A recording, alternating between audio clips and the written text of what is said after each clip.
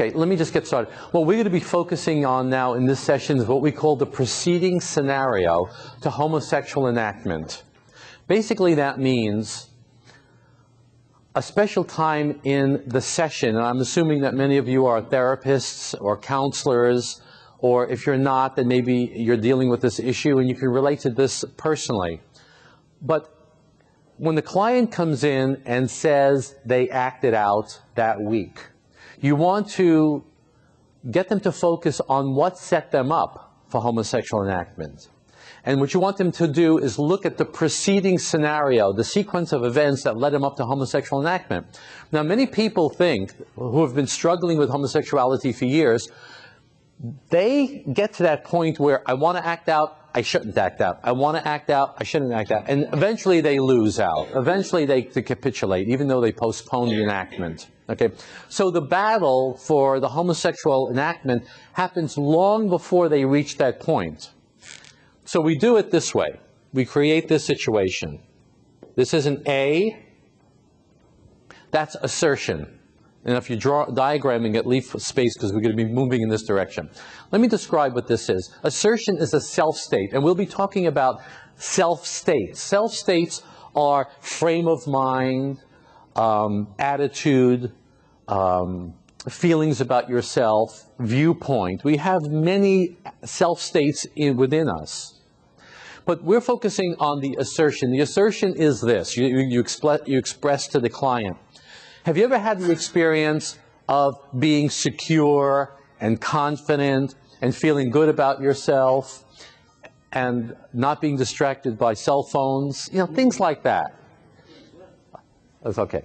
But I mean, really being centered and focused and feeling okay with yourself and expressing yourself naturally to people and feeling connected to others and feeling connected to yourself, being in your integrity. If you're a religious person, you're feeling good in your relationship to God.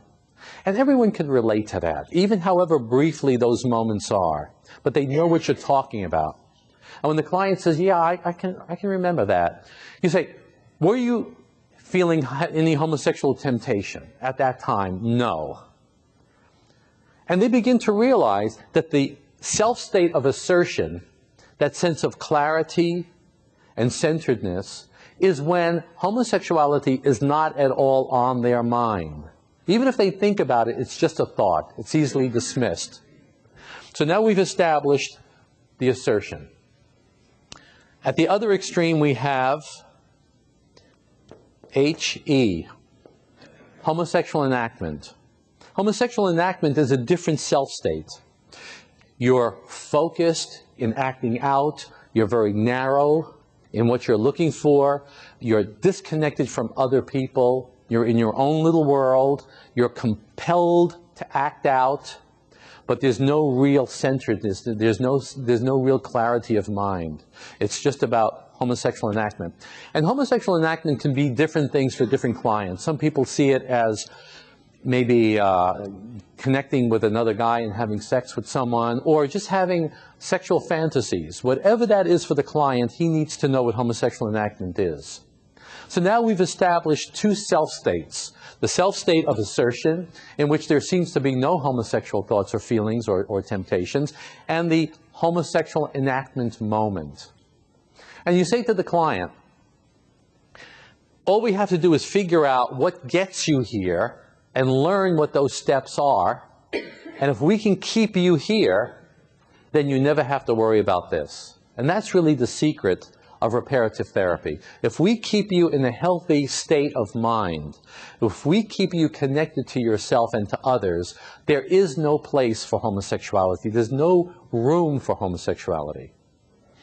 So now we have to understand what the variables are. And this is called shame. Shame is a generalized word that we use to kind of encapsulate that other self-state. And this self-state is someone will say something or do something that'll shut you down. There'll be a collapse. Whenever you're working with a client and they remember a traumatic moment, it's that embodied collapse. And by the way, these are embodied self-states, which is to say, the body is in a particular place. You're standing up, Your posture is different here. You're open, you're receptive, you're expressive. Here you're shut down, you're collapsed. The body of the shame posture is a closing in on oneself. Today I did a session with a client, and he recalled a very traumatic experience of being made fun of. And when he went into that memory, he felt collapsed. In the session, he felt collapsed. So it's important for the client to know what that feels like.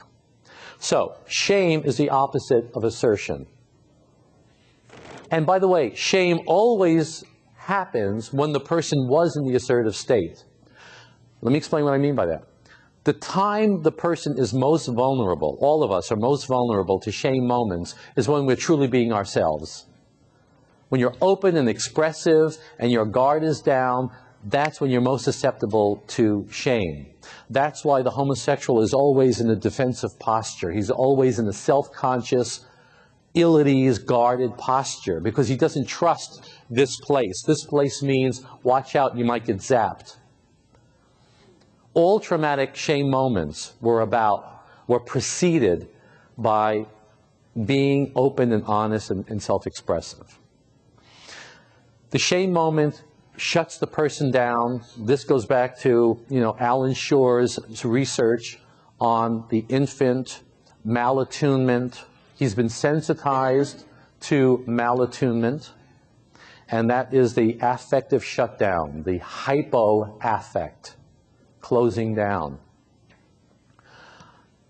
That throws him in this state, and that sets him up to this. It's called GZ, gray zone.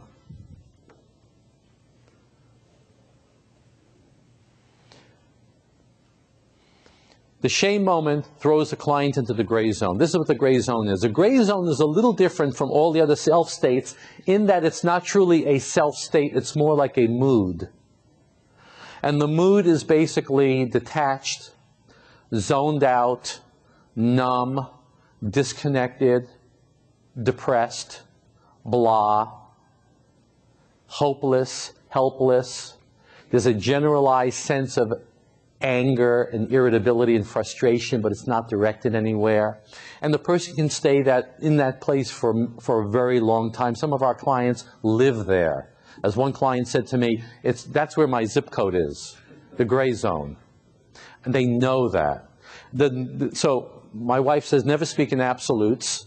I'm speaking absolutely here. Shame always throws a person into the gray zone, and the gray zone always sets the person up for homosexual enactment. So when you're working with a client, you say, I acted out on Tuesday night. How did you feel just before you acted out? And the answer is always the same. I don't remember. They never remember how they felt just before they decided to act out. Because why? Because they weren't present to themselves. They don't remember. They're on autopilot. They're shut down. They're dead. Which is, by the way, why many of our clients have poor memories of their childhood. They don't remember much of their childhood because they were in the gray zone. They were disconnected. And you've got to be feeling your feelings for your memories. Our memory is built on our body sensations. Our memory is in our body. Our memory is not in our brain. Our memory is in our body. So if you shut down the body, you shut down the memory. Example. Let me give you an example of how our memory is in our body. If I were to ask you right now, in your shower at home, do you turn the knob left or right to bring out the hot water in the shower? You got to do it with your hand. Have you found yourself doing that? Does anybody drive a stick? Where is reverse? You kind of have to, oh, yours is over there. All right. But you see, the memory is in the body.